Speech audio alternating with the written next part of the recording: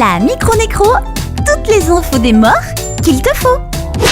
Bonjour à tous et à toutes, bienvenue dans la micro-nécro. Il y aura des morts lentes, des morts rapides, des morts anciennes, des morts nouvelles et surtout, la nécro du mois. Pour commencer, les morts et mortes du mois de février. André Sermolacce, bandit marseillais, mort assassiné le 4 février à l'âge de 70 ans. 1, 2, 3, paf, pastèque. On le surnommait Gros Dédé ou Sacoche, et rien que ça, avoue c'est drôle. Plusieurs fois condamné par la justice, reconnu coupable de corruption d'un policier, association de malfaiteurs, détention illégale d'armes, blanchiment d'argent, interrogé sur son train de vie et sa garde-robe de luxe, il avait déclaré face au tribunal « Les vêtements sont neufs car je vais en prison et à la sortie je les retrouve neufs ». Bah ouais, c'est logique. Fun fact Marie, il y a 20 ans, 3 gars avaient déjà essayé de l'assassiner et la patience, ça paye toujours. Ce mercredi 4 février, en pleine journée, il a reçu 3 balles dans la poire et son agresseur a pris la fuite en trottinette. Son moderne, c'est marseillais quand même. La sauce. Et toc, il est mort.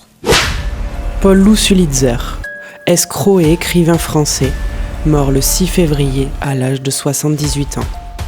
Oh, le blaireau. Le texte qu'on avait préparé était beaucoup trop long. Donc Marie, t'as juste besoin de savoir. Il a inventé un style littéraire, le western financier. Il a gagné beaucoup de fric avec ses livres et avec les ventes d'armes en Angola, les fraudes fiscales, les abus de biens sociaux. Et comme les autres, il a tout perdu en amont des divorces et s'est même fait virer de l'Ordre national du mérite. Et ça, c'est pas rien. Bon, il a quand même fait son petit AVC sur l'île Maurice avec cocktail et homard thermidor. Oh, c'est mon plat préféré. J'ai trop le morat. Martin Mussard, dit Naman, reggaeman français, mort le 7 février à l'âge de 34 ans.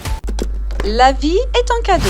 Partageant sa vie entre la France et l'Inde, Naman portait un regard lumineux sur le monde et souhaitait avant tout célébrer la vie.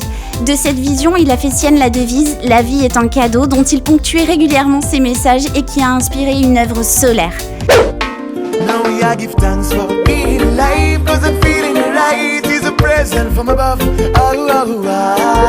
Luttant depuis 2019 contre une tumeur au cerveau, il a signé 70 titres répartis dans 2 EP et 4 albums. Il se produisait encore pendant l'été 2024. Peut-être que tu l'as croisé en festoche. Machine Hendrix, imam gay sud-africain, mort assassiné le 15 février à l'âge de 58 ans. Sans blague. Il revendiquait être le premier imam ouvertement gay et à mon avis c'est pour ça qu'il est mort criblé de balles dans sa voiture.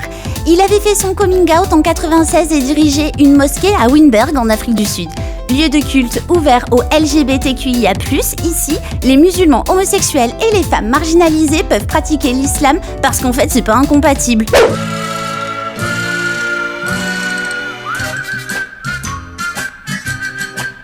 Mais quand même, certains, ça les fait pas rigoler apparemment.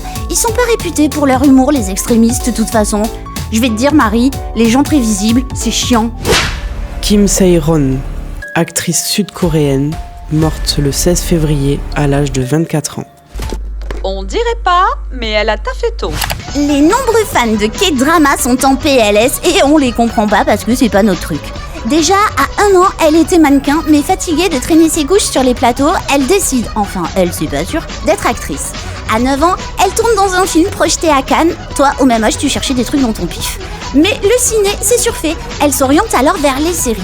Patatras, en 2022, c'est le drame. Elle se retrouve au cœur d'un scandale après avoir causé un accident.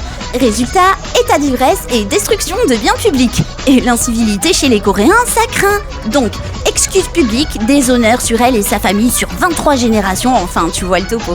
Du coup, elle se fait virer et elle sert des cafés. Comme son train de vie n'est plus le même, elle le vit pas très bien quand même. La police a dit « Nous pensons qu'elle a fait un choix extrême ». Jean Sarus, bassiste des Charlots, mort le 19 février à l'âge de 79 ans. Plus que 2. Jeannot était l'un des Charlots, mais aussi un bassiste renommé. Tu savais même pas qu'il avait accompagné Ronnie Bird puis Dick Rivers et qu'il avait fait partie des Problèmes, le groupe qui a accompagné Antoine. Mais si, tu sais, Antoine, oh.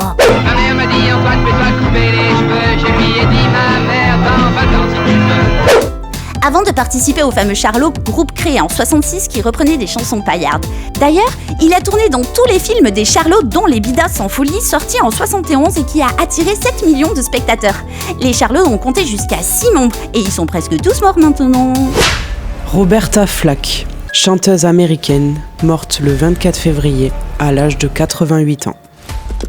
Et Flack la Sol. Son nom te dit peut-être rien, mais t'as forcément déjà chanté faux sur un de ses titres. Même toi, Marie, je suis sûre que tu l'as déjà fait.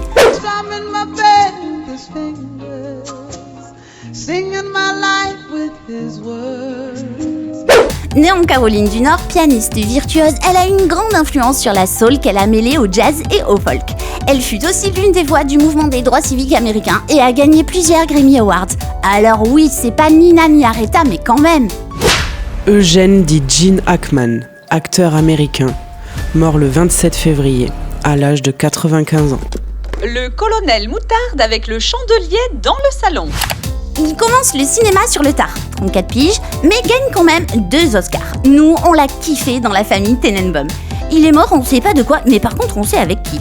Alors, roulement de tambour, sa femme Betsy Arakawa, pianiste renommée, elle avait quand même 30 ans moins que lui, et son chien qu'on appellera Kiki.